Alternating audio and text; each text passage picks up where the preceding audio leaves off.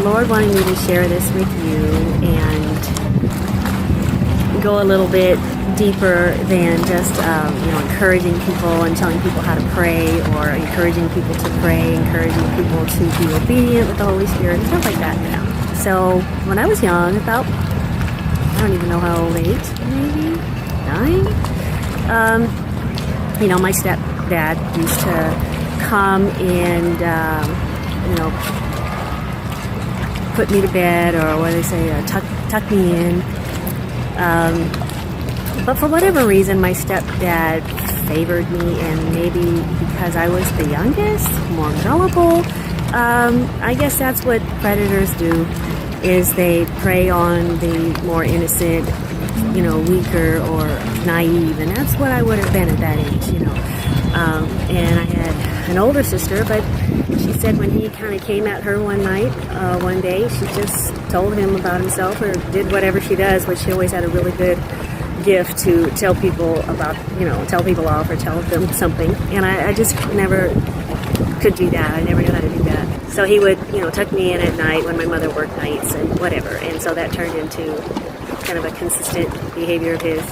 And for any of you that may have gone through this or don't understand it, it's kind of a process of getting a person to start trusting you. So the person will start instilling fear in you, and things like threatening that he was going to hurt my mom if I said anything, or I was going to get in a lot of trouble if I told, and stuff like that. But first of all, it was just massaging our special relationship, kind of like, I was special to him or whatever. So he had molested me and had been going on for a little while. All right, so then moving forward, I was about 12, and I think about 12, in the summer between 6th and 7th grade. And close friend, family, kind of like a big brother to me that my mom trusted. We kind of all trusted, my sister's best friend's brother, whatever. Not really doing anything special, just kind of while I'm playing outside, and he's just going to make sure I'm home, right? And then that turned into something else, and long story short, again, turned into a pretty violent rape situation. And in the end of it, he told me he only did it to show me what he didn't want other men to do to me. So it was kind of a psychological twist. So the first experience I had with my stepdad, it was more of a psychological twist that it did on my brain, on my psyche, on my trust of people that said that they love me, people that said they were supposed to be protecting me.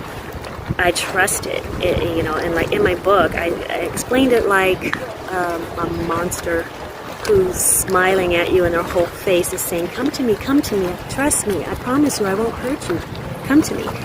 And you're doing it because you see someone that you love. You see someone that's supposed to love you and that is in your family, and they're saying, come to me, trust me, I'll protect you. And as you do, as soon as you get in their clutches, their whole face changes and they turn into a monster, and they just put their clutches all on you and just attack you and devour you. And then you can't get away. And so it does something to a young child's mind to experience that now you can't trust anybody. Now you can't trust love. Now you can't trust when people tell you that they're protecting you. You don't feel safe. You don't feel protected. Now the world is a very scary place. So, you've learned now to kind of say, I don't know how to trust, or if I trust, something bad's going to happen to me, or I'm a bad person, I'm a bad girl or a bad boy. That's what I was experiencing. So it just took away my innocence. It took away my trust in people that say they love you and protecting you. It took away my trust in the world of feeling safe. It took away my foundation of just feeling, protected and in our family. And at the time, he was my dad figure. My dad was not present at the time. He was alive, but he wasn't involved. So kind of left this wide open. Huh? It just did that, and it also taught me that I just trusted something, and it messed me up. It put me in a bad situation, and now I can't trust myself either. So, kind of get all that going on in your little brain, and you're just scared and in a nice little small dark place within myself, so deep inside that now everything that I look at in the world, I observe it from a very pulled back, withdrawn room deep within myself. So okay, so then now let's go to about 12 years old. When that happened to me, I kind of got feisty, I mean, I was a sweet little girl when I was younger. Just sweet, I don't know, just one of those little kids, And, as I got older and I'm dealing with all this stuff inside, and, mind you, I told nobody, because I still remember his big old hand in my face telling me, if you tell anyone, I'm going to kill your mom. And showed me, and it just scared me, so I was never going to say anything. And, so anyway, those feelings go into things like what's wrong with me, or, all kinds of things that now I'm growing into a preteen, and I don't think I'm experiencing anything that the young teenagers do at that time, because my experience now of physical touch is pretty jacked up, in my mind. It scares me. It freaked me out, It's like it was awful, dirty, everything. So now I'm 11 or 12. Anyway, summer of going into 7th grade after 6th grade. And this happens now, I was starting to defend myself by this time with my words. So in other words, I realized I couldn't trust people. But I wasn't a mean person, physically hurting people. I didn't want to hurt anyone anyway, but I would mouth off. That was kind of like my protection. I felt like, if somebody was rude to me or said something to me, or if I was upset, I used my sarcasm. I used my words that way. That was kind of like my thing. So when this thing happened with my so-called bigger brother, it was a brawl. I was fighting and choking him because he was choking me, and I was skinny, and at the end of all that, it took my fight away. Alright, trying to get over that. It took my fight away. And now I'm not a fighter anymore, after that. And so, I was scared to tell my mom again. Just a lot of things, and I'll leave that in the book for those that want the details. But again, I didn't tell anybody because I was scared I was going to get in trouble. I was scared I was going to be labeled a bad girl, and and all that kind of stuff. So after that, all of that stuff, I was going into, so I started 7th grade, and I had 2 very close friends that I thought were very close friends of mine, and all of a sudden they decided to play a trick on me and see what I had in me, because I was always nice, I was always sweet, whatever, and, they were like, let's see what she does. So they made up some story about me at school, and everyone gathered around to see a fight, and so they tried me, and it was not the right time to do that. But anyway, I found out that they were not my friends. And so when I went home that day, after I had to defend myself to the 2 friends that I thought I had just for a joke and just to, how it was like fun to have everyone in the school gather around and whatever. They didn't expect me to react the way that I did, and I did. I handled myself. But after that, I went home and I was devastated, and so after that, I became suicidal. And tried to throw myself down some stairs. Right, who does that? Wasn't successful anyway. Took a bottle of pills, found out they were vitamin C, so needless to say, I didn't have a cold for years. And, I was just trying to find a way out. But this is when I kept hearing God's voice.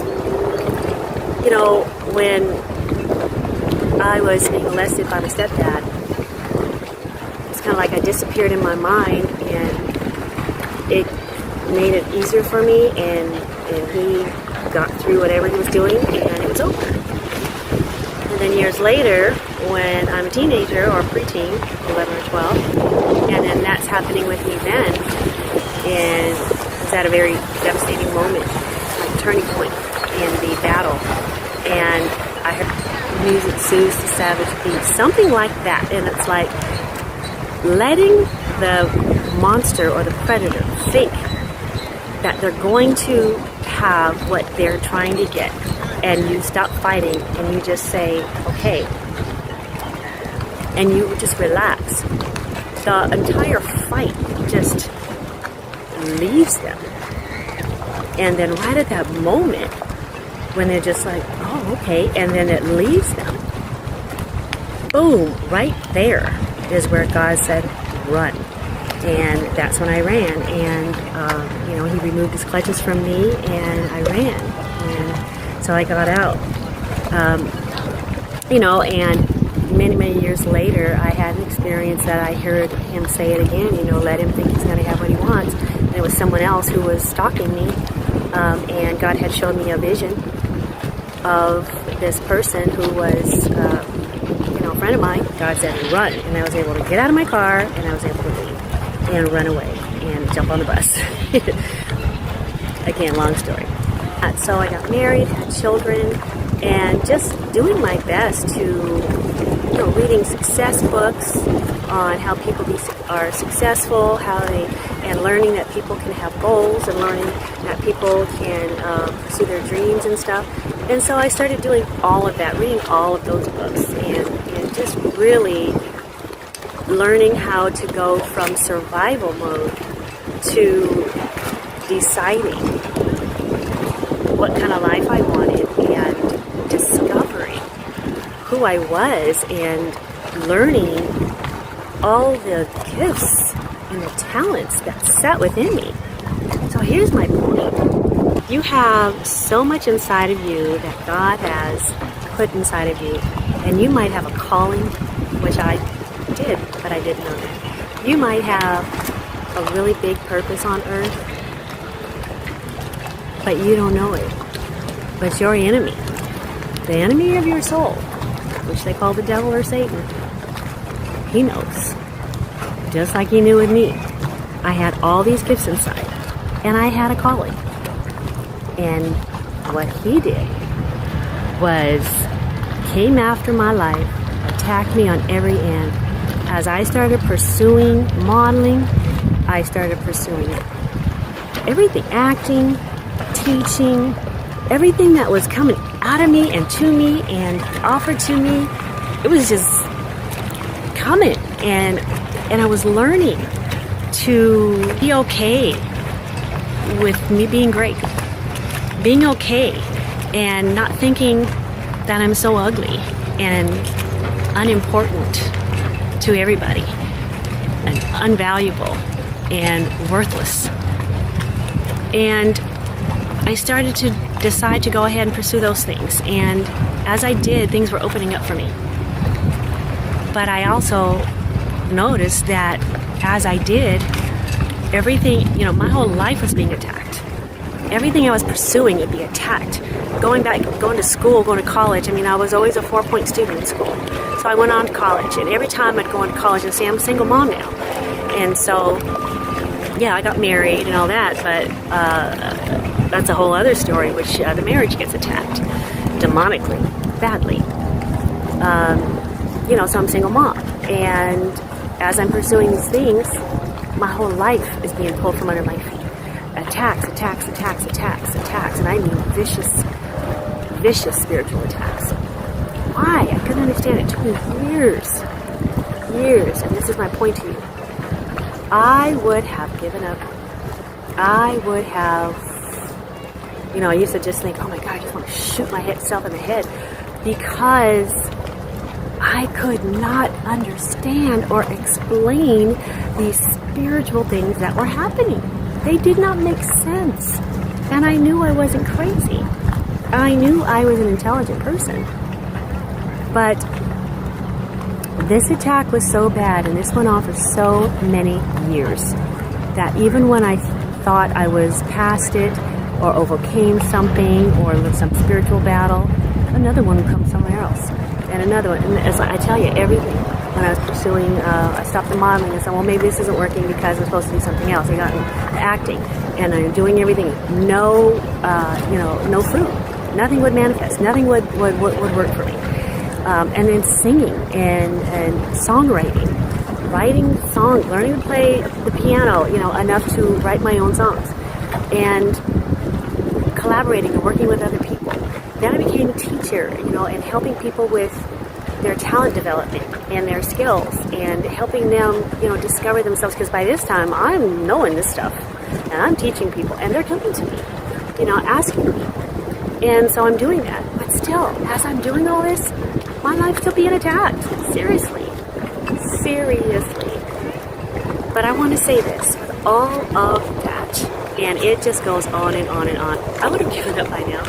Because not one pursuit of mine, not one dream of mine, not one thing came true except for God to make me whole, to heal me, to help me raise my children from underneath that thing, and for them to be protected from it, from whatever was happening to me, and for me to become the best human being that I possibly can be on this earth and live my greatest potential.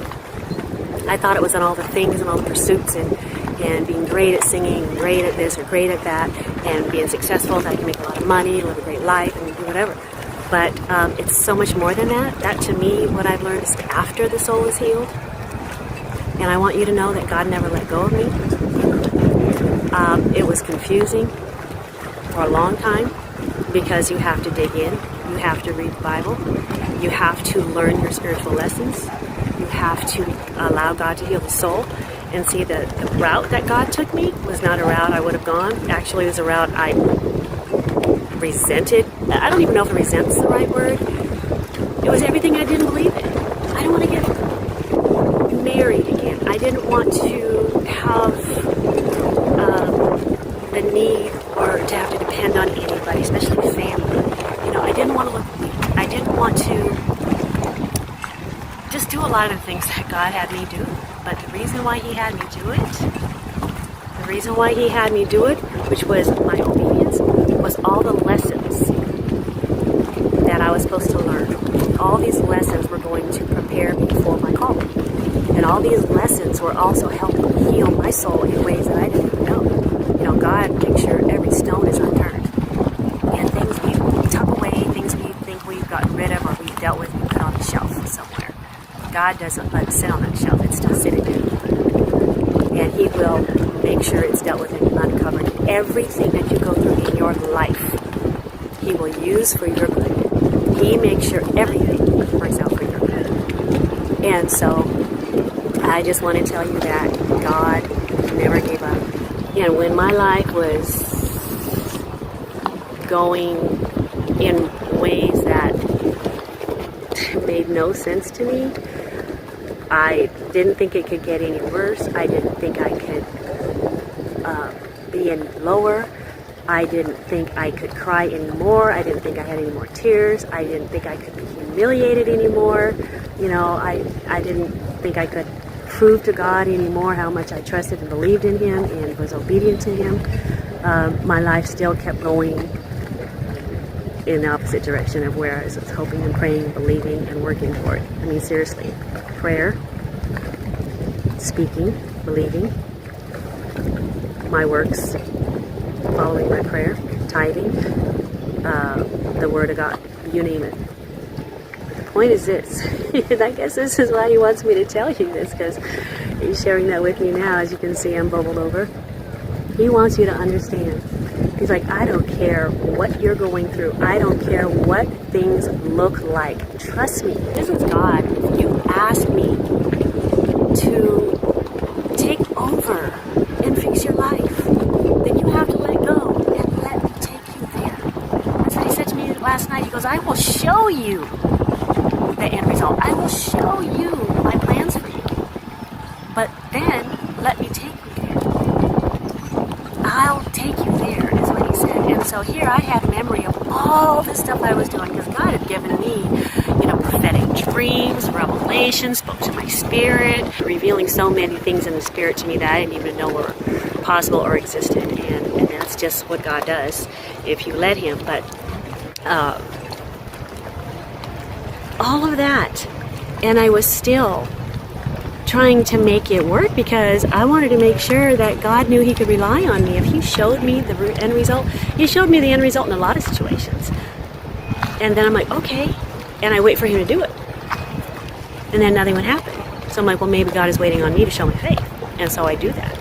And then I keep doing it. And then I'd just be praying, and then I'm working toward it, whatever, and bumping my head against the wall. Constantly trying to readjust, according to his word and according to, the lessons he was showing me. The bottom line was this: everything God is putting you through is leading you to where he is showing you, where he has for you. It doesn't make sense. The best thing you can do is let him take you there. Like he promises, he's going to take you there, full, complete, no stone unturned, and filled. So when you get to where he's taking you, you won't lose it. It won't be taken from you. And you won't go through things that will destroy the blessing. And you'll also be able to bless other people. It's just how it